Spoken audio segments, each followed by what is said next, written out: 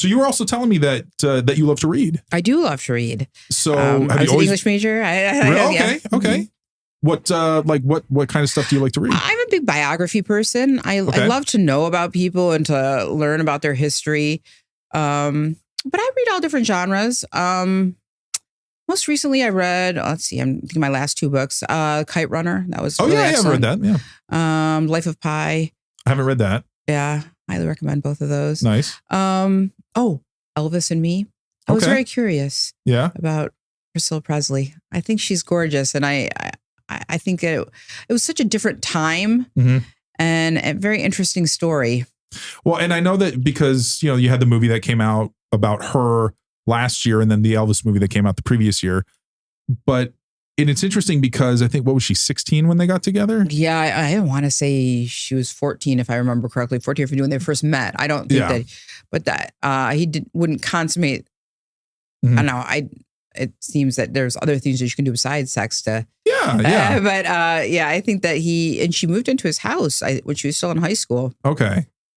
And it's just interesting because obviously people now, they want to hyper focus on one thing. So it's like, oh, she was 16 when they, whatever. But I don't know. Again, if he held off until she was 18 or something. But I think it was sort of an interesting dynamic just because it was Elvis, who was, so huge at that time. I mean, it's interesting to think, as far as a parent goes, like what goes through your mind when you're, moving her into his house. And I mean, there's a lot of trust that would have to go into something like that. I don't know. Was he a huge star by the time she moved in there? Because he was in the service and he was stationed in Germany. Okay. And her father was a colonel, if I remember correctly. And okay. Yeah.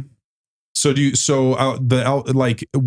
have any all-time favorite biographies that you've read besides, besides the Elvis and? God, I've read so many. George Washington was a very interesting one. I enjoyed. Did you read the Ron Chernow one? Yeah. Okay. Yeah. I was going to say that I feel like that's the definitive. I'm trying to think of some others. First, I'm drawing a blank now. I'm sorry. I didn't mean to throw it at you, but. No. Well, what about you? What genres do you like to read? I mean, like you, I read a lot of different ones. I bounce back and forth between fiction and nonfiction because say if you read something super heavy, I like to balance that with something light and easy to go with. So, there's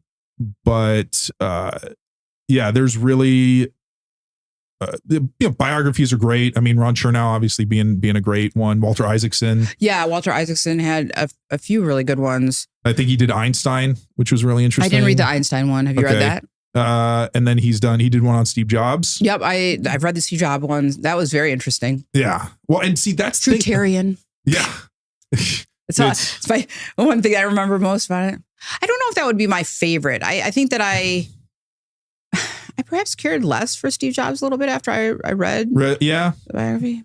Not a super flattering portrait. I don't know if it wasn't flattering. I think just like anything, I think that what people portray are sometimes not always what they live every day. But I mean, that's the thing. People are complex. Yeah, people are human. Yeah, right. Yeah, I think that's what's interesting about a biography is that you really learn their humanity. Mm-hmm.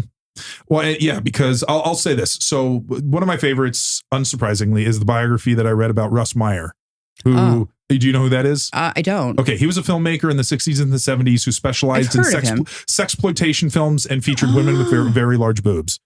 So a man that I've taken a lot of inspiration from. Well, now I have to read it. Yeah, exactly. The book is called Big Bosoms and Square Jaws. Okay, I have to. Yeah, I absolutely have to read it now. It's a great book, but you read about him and how he was as a person and where he could be, where it was almost like, on one end, he was super nice and sweet and caring. And then, but when he was shooting, he'd become, tyrannical, where he'd be very abusive. And because again, but it showed different facets. Like Hitchcock, it was very similar to that. Yeah.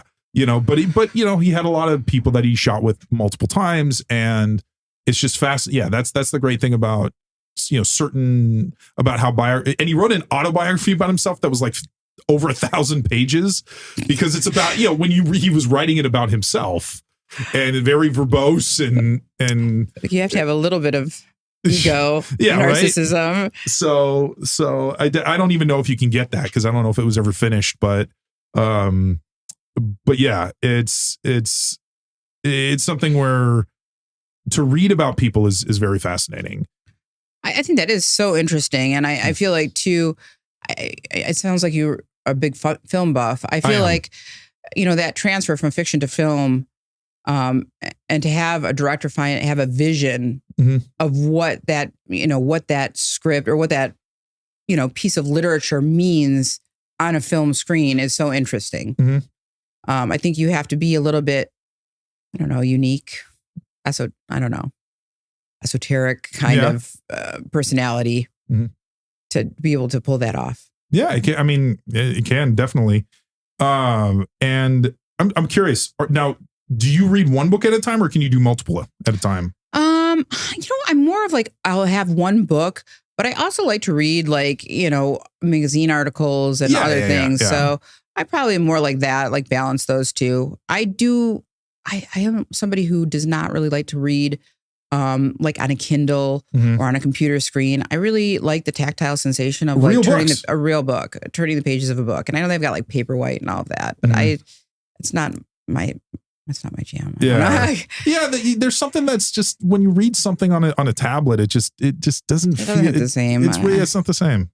No. And I love that feeling when you first purchase a new book, when it's still stiff and the sound it makes when you open it the first time, that kind of crack, from the spine and everything. Would you like to have like a library at some point? Or I don't know. Maybe you already have a pretty nice library. I probably should donate some of the books, but yeah, I have a nice little library at home. I think every house should have a librrie. Yeah. Some nice reading chairs, like big bay window, maybe, so you can see something. I think it's one of those pleasures that has been lost with all of in the computer age and attention spans, social media are so short. Yeah. I definitely notice it with the younger generation where it's, it's like the 3-second reel or whatever. Exactly. Like can scroll just continuously and almost like zombies. They can spend hours on TikTok, but they can't sit and maybe for 30 minutes to read a book. Yeah, it's so true. I feel like it's getting lost in the mix. It makes me sad. It is. Well, because reading is it's very relaxing, and it's nice to just kind of.